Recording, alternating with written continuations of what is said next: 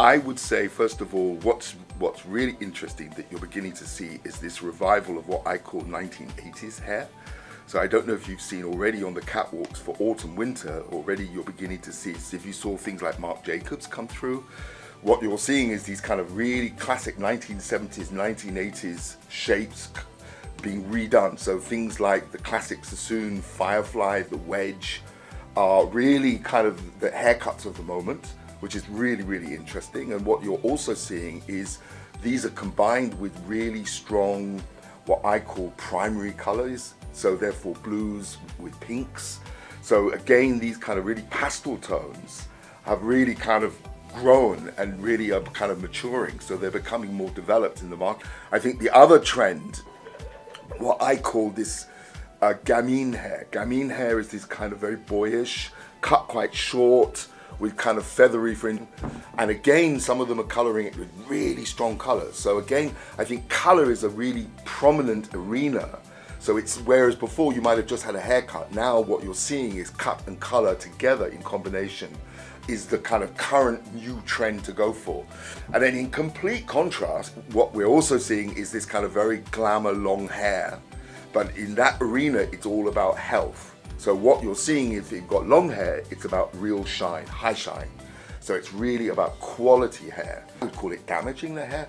What you're seeing now is this return to a kind of more natural feel, natural finish, but again, quality. So it's really about shine and finish on the hair with good condition. So that, in summary, would be the kind of key trend that's going on at the moment. And so that means that hair can be much more dynamic.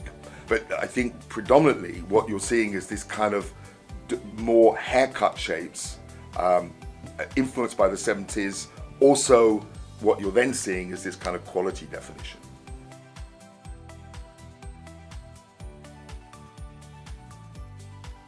Yes, I think first and foremost, in my view, training is absolutely key in our industry to growing and having a successful career. You know, there's only 3 ways to earn money in our industry.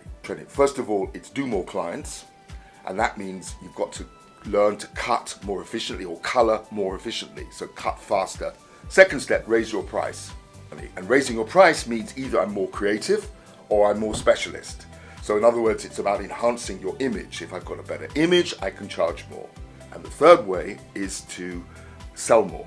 And to sell more means giving a good consultation, a great consultation to a client. And I think when you have the trust of a client and you can give your client the right consultation and the right advice, you can sell more services. But again, it's all to do with training. So training for me is a fundament. And I would certainly say that any good salon needs to invest in that arena heavily, because you're only as good as the quality of your staff. And I think what we as an industry have to embrace more aggressively is how we use social media to drive our businesses in the future. Level of foundation.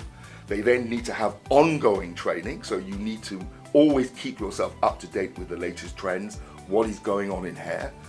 On the other side, what I would also say is that you need to be able to have a good social profile. But you need to be able to promote yourself. You need to build your profile on social. And I don't just mean on Facebook. I'm talking Facebook, Instagram, wherever that may be. But you need to be able to build a strong profile that represents with the kind of work that represents you as a person.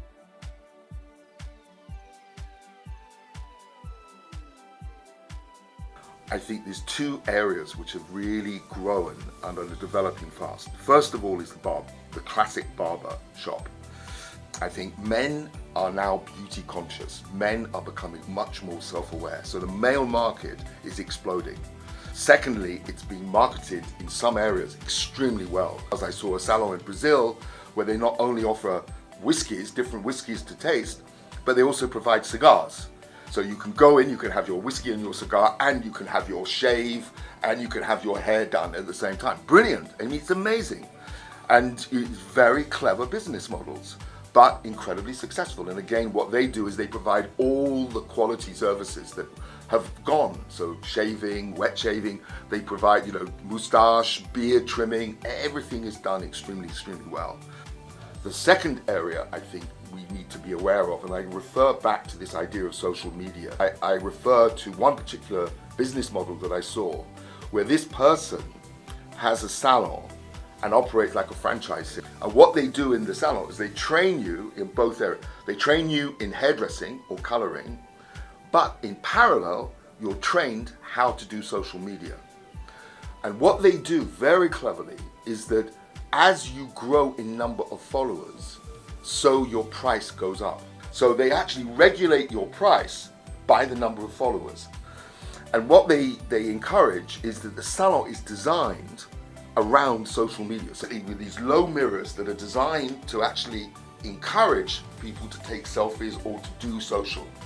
And the salon is designed in this area at the back. They have different colors on the walls done in strips. So you stand in front of your color that fits your skin tone or hair color, and then they take a photograph. You're made up, and then they take a photograph. So they're all trained to do all this. And what was offered then is when you get to 125,000 followers, you're then offered a franchise. And I would then recreate the same business model outwards. Our world is dramatically changed. So our channel to market now is via social.